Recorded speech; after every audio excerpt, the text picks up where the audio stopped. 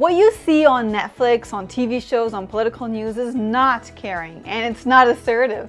The reality is that most of the time, showing that you care is boring to everyone except the person that's actually receiving that message.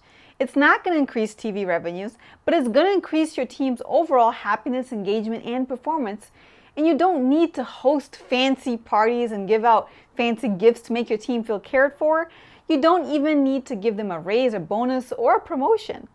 Do you know what your team members really want? They want to feel heard, appreciated, and valued. Do you know what is the most powerful way of doing that? Have quality in every single interaction that you have with each of your team members. Be attentive to their needs, understand what their perspective is, believe in them, respect them, and be specific about how you value them. And, we really believe in being confident, candid, and caring in every interaction and conversation as a leader or employee. Because caring enables leaders to be effective when they are honest, when they want to motivate the team, and when they have these hard conversations. Please don't do this. Don't fake that you care about your people, right? Mean it. Even if that means just demonstrating respect, which is, by the way, the absolute minimum that you should be doing as a leader. Now, I also encourage you guys to start the domino effect, right, of the workplace, of caring in the workplace. I talked with the senior manager at a global multinational. She was working in the UK. I'm going to call her Tracy here, and she got really emotional when she told me the story of the happiest moment in her career. The CEO of the company, who was many levels above her, saw her and came to her spontaneously. And then when he had about, a few little minutes to spare, he saw her and he said, "Hey, come over, right? Come over." And then she came over to his office and he said, "Hey, Tracy, I'm hearing wonderful things about you. Congratulations. You have a great future ahead of you." And that just little thing, that unexpected simple comment, made her feel so happy, so acknowledged, so recognized. And because the CEO believed in her, and then she wanted to then live up to this conviction that he had in her, in her work. But not only that, in that moment, she decided that she also wanted to always appreciate her employees because she saw, wow, this is powerful, right? This is powerful. So she did that. And her team is then going to receive it and love it, and they're going to learn the values of caring and showing appreciation through her example. And they're going to do it with their employees later on. And this chain of leadership thoughtfulness is going to keep going and is going to humanize work experiences for many, many, many generations, right? So start a workplace care domino effect through your actions. Now let me ask you another question. Do you put enough effort to show that you actually care for your team and your team members? I've seen employees leave companies in absolute tears. It's so sad, after serving at really high level, doing their best for many years, because they felt that the leaders in the organization weren't recognizing their work. And even when upper management had practices to publicly acknowledge people and their contribution when they were leaving the company, if they didn't do it properly, if they didn't say the name right, if they didn't explain their contributions well enough, right, then the members that were leaving, they would feel devalued because they would realize that they really don't know, right? These leaders don't know what they've been doing for many years. Because at the end of the day, employees, they quit the managers. They don't quit jobs. We might question, hey, maybe they shouldn't be quitting, but that's what happens. People want to be seen, they want to be validated, and they want to be appreciated. And, there's a bunch of statistics that prove this and show this, right? A lot of studies that have been done around this. Almost 80% of people that quit their jobs, they say that they do it because they're not getting appreciated. There's a study by O.C. Tanner Research, right? Usually that appreciation gap's coming from the manager, the line manager, right? They really want appreciation and recognition more than anything else. About 80% of employees believe that their bosses don't care about them and their work and their happiness at work. This is a survey from One for All Rewards. 93% of employees say that when their employer recognizes their accomplishments, it's going to increase their productivity overall. This is Business Solver research. And then about 74% of employees said that they would work longer hours for an employer that was empathetic. And 83% would consider leaving their current organization for a similar role in a company or a job that was more empathetic towards them. Again, with Business Solver research study. It's not too much to ask for, is it? They work 40 hours or more on the leader's vision and priorities, and all they want is to feel valued and respected by their leaders. So paying a team member's salary itself does not justify neglecting their emotional well-being or treating them poorly. Not only that, happy employees are more engaged, they're more productive, they're more loyal. So show commitment to your people. Please help them build that confidence.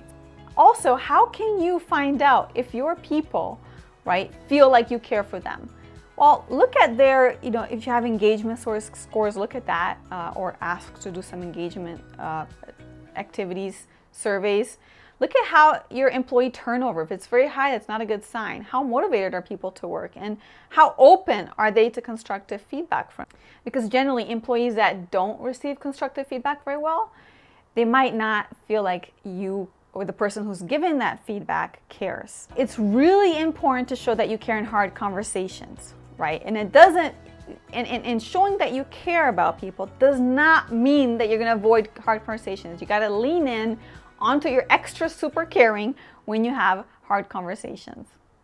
Because when people feel like you're coming from a place of respect, consideration, and desire to serve them and serve the company and serve the customers, they're gonna listen to you. They're gonna change their behavior, right? But if you don't, they won't.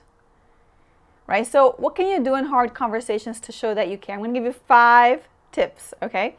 Number 1, give them the benefit of doubt. Give your people the opportunity to explain their perspective or reason. Don't think that they're lazy, unprofessional, incapable. There could be hundreds of reasons that explain something that they did or didn't do that you didn't like. So give them the chance to give you further insight about it. That way you're gonna know what to say, and you're gonna be able to better support them in that need. And then also, number 2, acknowledge their problems.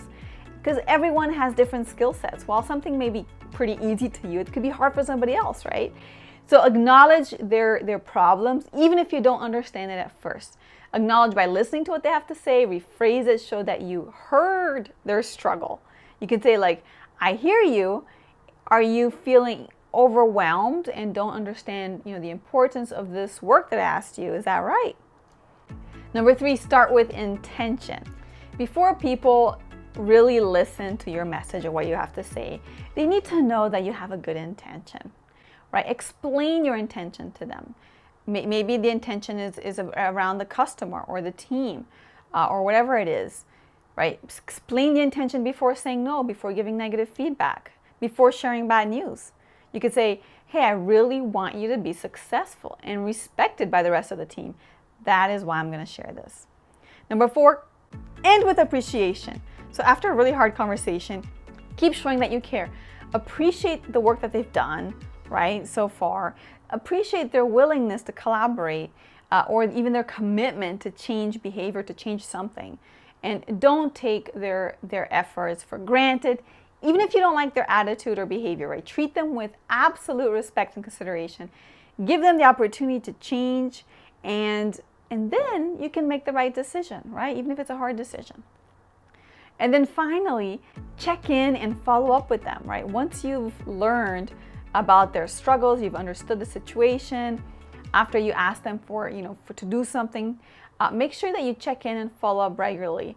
And the goal is not just to evaluate and judge them, but to make sure that they have the support they need to be successful, to do what you've asked them to do. Now, I'm going to share with you 3 elements of just general care. This is not just in hard conversations. That as a leader, you should be always thinking about, okay? The first one is around acknowledgement. You gotta acknowledge your people. This is about the past.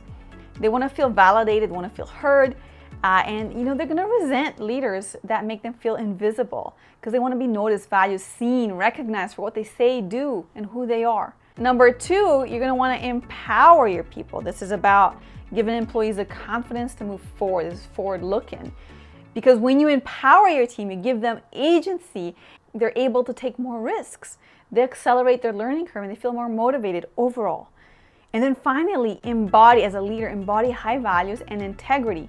This is about how you show up in the present as a leader. Because as a leader, your people look up to you, right, for cues on how to think and behave. And as a leader, people notice the values that you espouse. So also, people expect consistency between what you say and what you do. So you need to consider what values you're going to champion in your team and then stand by them, my friends, stand by them. And it's not show and tell. Caring is not show and tell. It's meaningful when it's tailored to each person, when it's specific. When you demonstrate care for your team, I remember that you start this domino effect that really helps other people learn what good leadership looks like and take care of their teams in the future. So remember, caring about your people is not avoiding hard conversations. You got to still have those hard conversations and then double down on showing that you care. And remember, give the benefit of doubt, acknowledge the problem, start with intention and with appreciation, and check in and follow up. So once again, my friends, thank you so much for giving me the opportunity to serve you today, and I can't wait to see you next time. Have confident, candid, and caring conversations. Have a beautiful day.